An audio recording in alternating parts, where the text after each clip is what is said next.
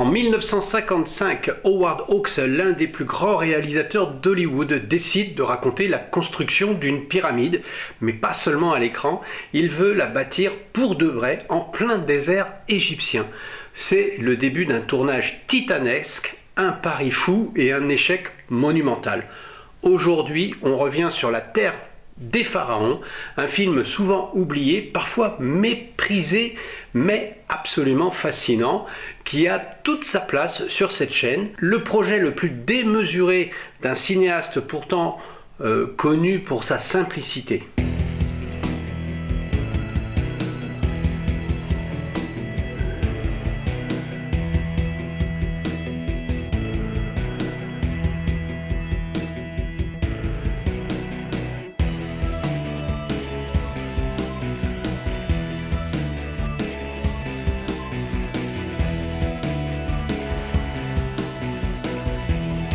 Bienvenue aux amoureux de la toile, bienvenue à ceux qui découvrent cette chaîne, bienvenue dans le cercle très fermé des fans de cinéma américain de la grande époque. Je suis Christophe, peut-être que vous le savez déjà, et je suis votre guide pour vous présenter ce film. Si je vous dis Péplum, vous pensez sûrement à Cecil B. 2000, le maître incontesté du grand spectacle.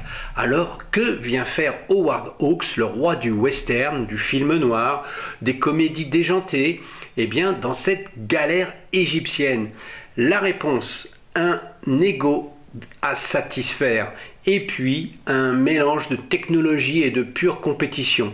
Au début des années 50, Hollywood panique. Comme vous le savez, face à la télévision, les studios sortent leur arme secrète, le cinémascope, un format ultra large, spectaculaire, que le petit écran ne peut pas copier. Hawks, au sommet de sa gloire, après le carton des hommes préfèrent les blondes, est un grand curieux et il veut seulement jouer avec ce nouveau jouet. Mais au passage, il veut aussi montrer à son éternel rival, Cecil B. 2000, qui préparait alors les 10 commandements, qui était le patron, histoire d'ego, comme je vous le disais.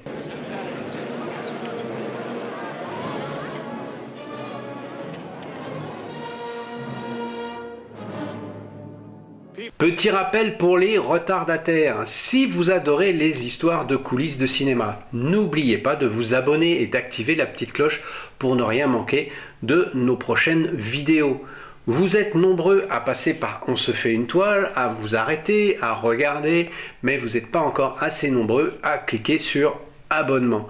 Je ne me demande pourquoi. Donc, je vous incite à le faire dès maintenant et je vous en remercie. Pour en revenir à Hawks, il faut comprendre qui est l'homme derrière la caméra pour comprendre que ce film est un peu spécial dans sa filmographie.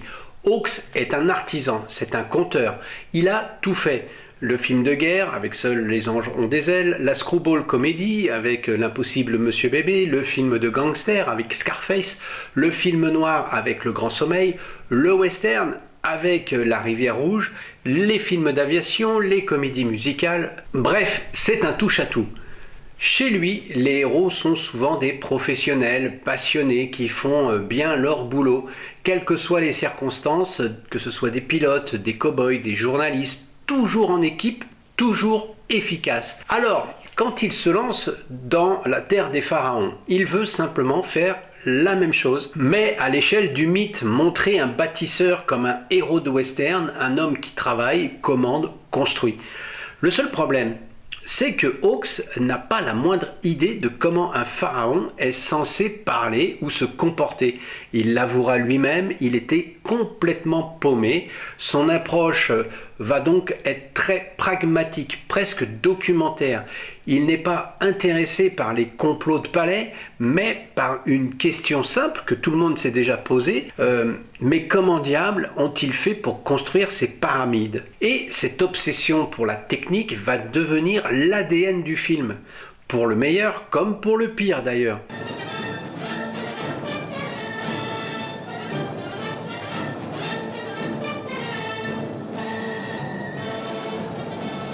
Complètement hors de sa zone de confort. Hawks s'est lancé dans une aventure qui le dépasse totalement. Un peu comme un pharaon, un homme surpuissant, mais écrasé par son propre projet. La preuve en est peut-être avec le casting, parce que Hawks choisit Jack Hawkins, un acteur britannique. Alors certes, reconnu, mais peu charismatique pour le public américain. Était-il vraiment le meilleur choix? Moi, pour ma part, et vous pourrez me dire dans vos commentaires ce que vous en pensez, j'imagine bien plutôt un Anthony Quinn dans un tel rôle. Il a le charisme, il a la prestance et pourquoi pas aussi l'allure d'un pharaon. Alors dites-moi si vous êtes d'accord avec moi ou qui auriez-vous vu pour ce rôle. Et comme si c'était déjà pas assez étrange, le scénario est co-écrit par William Faulkner.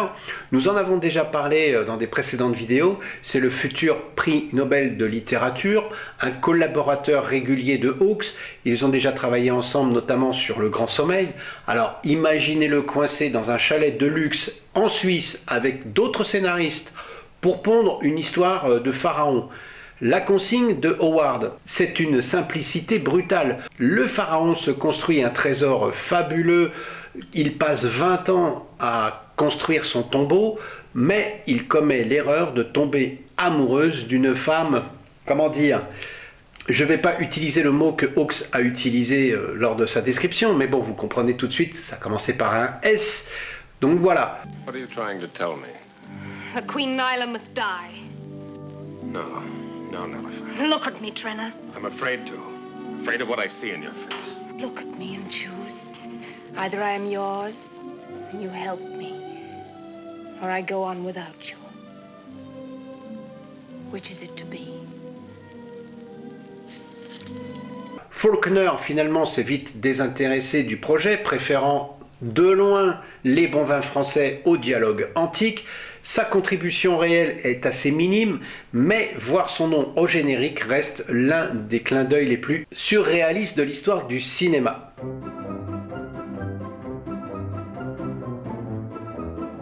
T'as bougé, pas vrai?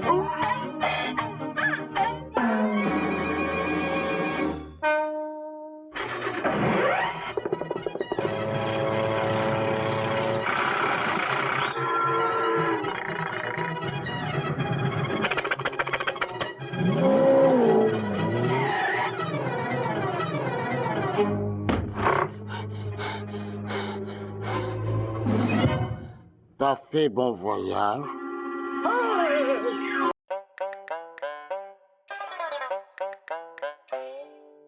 Tourné en 1954 en Égypte, c'était pas forcément exactement ce qu'on pouvait appeler une partie de plaisir. C'était même un véritable cauchemar logistique. Howard Hawks voulait de l'authentique. Les pierres que l'on voit à l'écran sont vraies.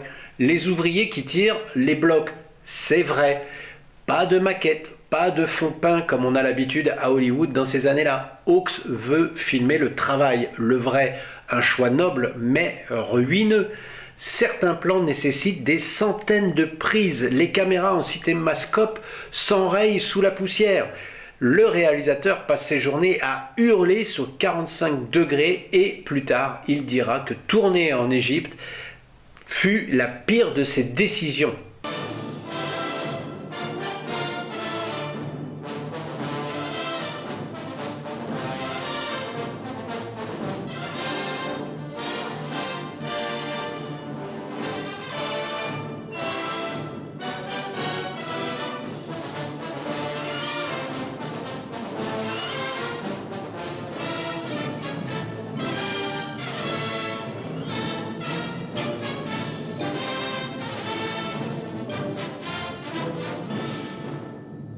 Les témoins décrivent le tournage comme une aventure de fou furieux.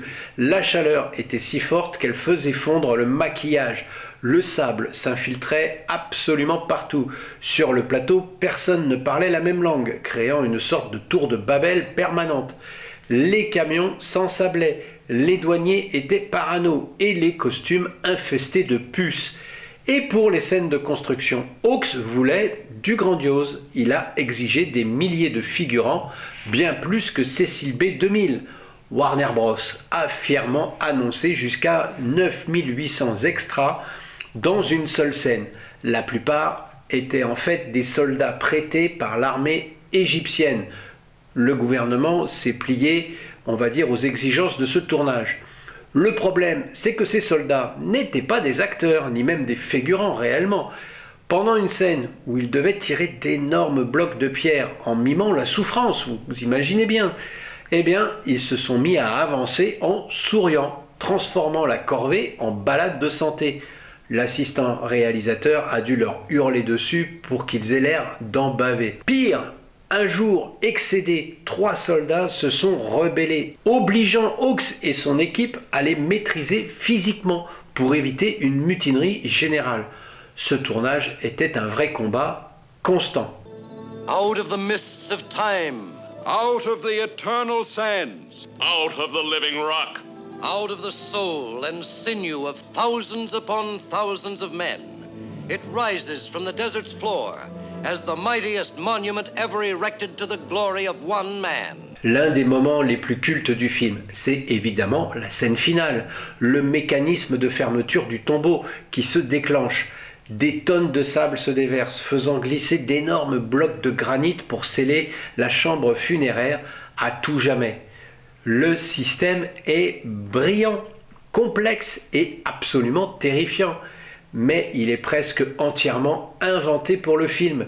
Bien sûr, les égyptologues avaient aussi des théories sur par exemple des systèmes de herse pour bloquer les pilleurs, mais le mécanisme précis et spectaculaire qu'on voit à l'écran, eh bien, il sort tout droit de l'imagination des scénaristes et du chef décorateur de génie. Il faut le mentionner, puisque les décors sont quand même sublimes. Ensemble, ils ont conçu le piège parfait, une merveille d'ingénierie narrative qui incarne l'obsession du pharaon pour que sa tombe reste inviolée. Le système est si crédible que pendant des années, beaucoup de gens ont cru qu'il s'agissait d'une reconstitution historique.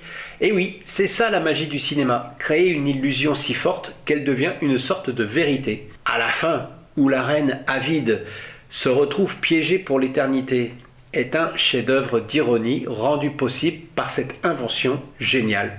D'ailleurs, pour incarner cette reine, c'est une belle et jeune actrice de 21 ans. Joan Collins, bien sûr, tout le monde la connaît pour son rôle dans Dynasty. Elle interprète ici la reine perfide, Néliffer, un rôle de femme fatale qui la propulsera à Hollywood. À noter, il n'y a aucune grande star américaine, pas même un visage familier. Un choix artistique audacieux, mais suicidaire pour le box-office. Si jamais le film vous a semblé un peu bizarrement construit, eh bien, c'est pas un hasard. Il commence par des scènes de construction grandioses, presque documentaires, avant de se transformer en drame de palais, beaucoup plus théâtral. Ça, c'est le résultat direct de la stratégie de Howard Hawks, parfaitement conscient qu'il s'embarquait dans un projet ultra coûteux et risqué. Hawks a décidé de tourner toutes les scènes les plus spectaculaires en premier.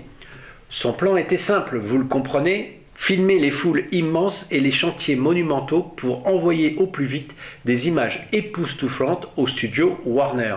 Le but, les éblouir et leur prouver que leur argent était bien dépensé.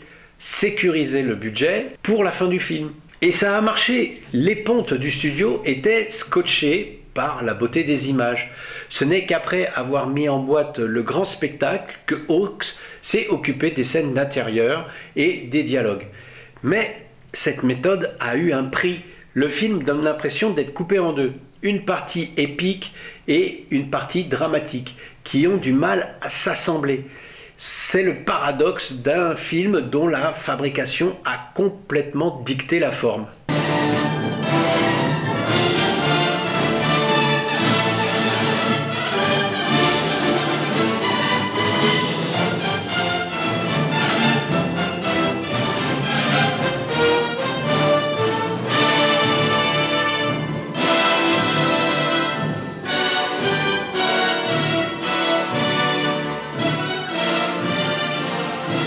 Egypt, 50 centuries ago, when her culture and civilization flourished in a setting of unequaled pomp and grandeur, when her proud legions had conquered all the world and plundered its treasure, to feed the insatiable ambition of the greatest of all pharaohs, Khufu the Magnificent. Avec un budget avoisinant les 3 millions de dollars, une fortune pour l'époque, La Terre des Pharaons était un pari monstrueux. Malheureusement, malgré sa beauté visuelle, le film a été un énorme flop à sa sortie en 1955. Le public n'a pas réussi à s'attacher à ces personnages, jugés trop froids et distants, et l'intrigue a semblé beaucoup trop lente. Pour Hawks, l'un des réalisateurs les plus respectés de Hollywood, le choc a été terrible. Cet échec l'a profondément touché. Lui qui enchaînait les succès, eh bien, il s'est senti complètement rejeté, incompris.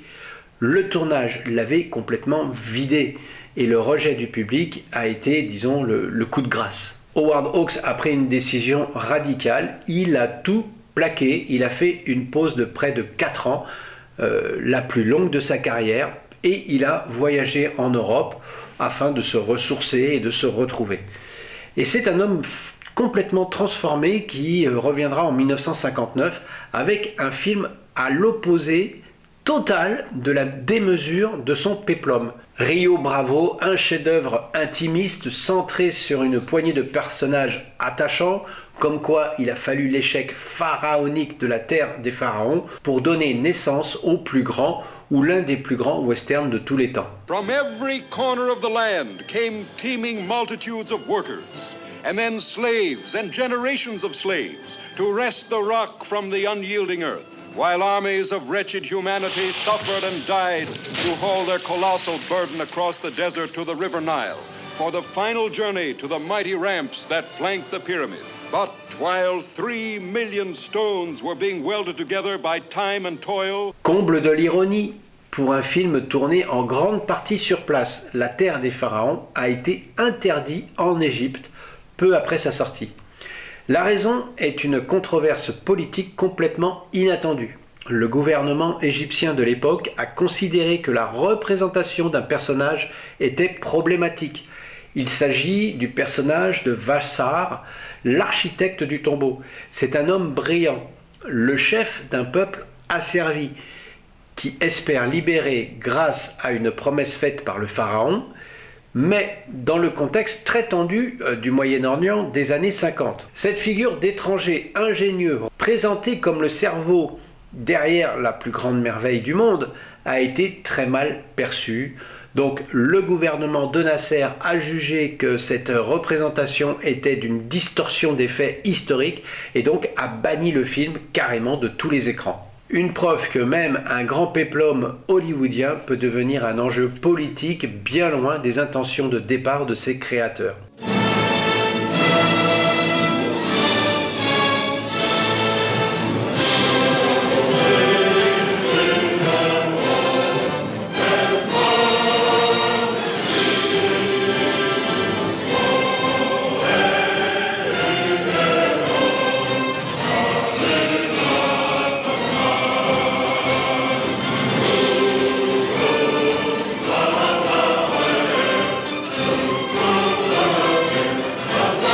Si vous voulez connaître mon humble avis sur ce film, c'est indéniable, les moyens ont été mis pour que cette histoire d'Égypte soit la plus grande jamais comptée, à voir le nombre de figurants, ils sont aussi impressionnants que ce royaume. Épopée qui a ses longueurs et ses coups d'éclat, le système de fermeture de la pyramide est grandiose et l'histoire de la vie de ce pharaon est assez prenante. L'Égypte des pyramides fascine encore aujourd'hui, thème inusable pour le cinéma. Ce que l'on peut regretter, c'est la bande originale. Alors, moi, j'ai pas accroché.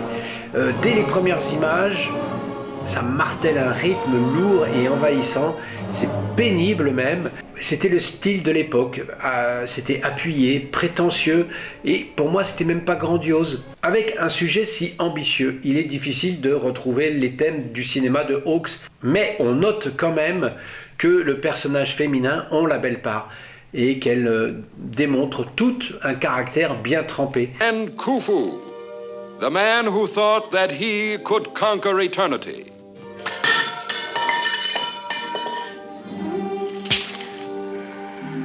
Don't ever do that again.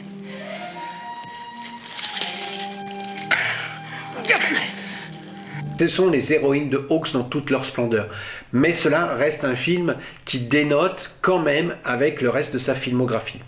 Finalement, la Terre des Pharaons ressemble beaucoup à sa pyramide, une construction magnifique et démesurée, mais bâtie sur des conflits et des ambitions folles, avec d'énormes sacrifices. C'est l'œuvre d'un maître du cinéma qui s'est peut-être un peu perdu dans le désert, un échec commercial aussi qui, paradoxalement, a rendu sa filmographie encore plus riche. Et surtout, un spectacle visuel de toute beauté, né du chaos, une production absolument légendaire. Ici, je ne sais pas si vous voyez bien, nous avons la biographie Hawks par Hawks que j'ai déjà présentée sur cette chaîne aussi, sur laquelle je me suis appuyé normalement pour créer ces vidéos. Eh bien, dans cette biographie, il n'y a rien, pas un mot sur ce film. Alors, lequel de ces secrets vous a le plus bluffé? Est-ce que c'est le prix Nobel transformé en scénariste, le tournage infernal ou le piège mortel inventé de toutes pièces? Dites-le moi dans vos commentaires. Vous savez que j'aime vous lire et surtout vous répondre. On partage sur le cinéma et c'est ça qui est le plus important. Je mentionnerai qu'il y a une édition en 4K restaurée par la Warner qui a été réalisée, qui est du plus bel effet. Donc je vous invite donc à vous le procurer si vous ne l'avez pas encore. Voilà, c'est tout pour aujourd'hui. Je vous remercie de m'avoir suivi et d'avoir suivi les aventures de Howard Hawks en Égypte. Je vous dis à très bientôt pour une nouvelle vidéo. Sur ce, je vous dis très bonne toile. Portez-vous bien surtout. Ciao, ciao. Mais on parle de ça, mais je vais vous parler maintenant d'autre chose.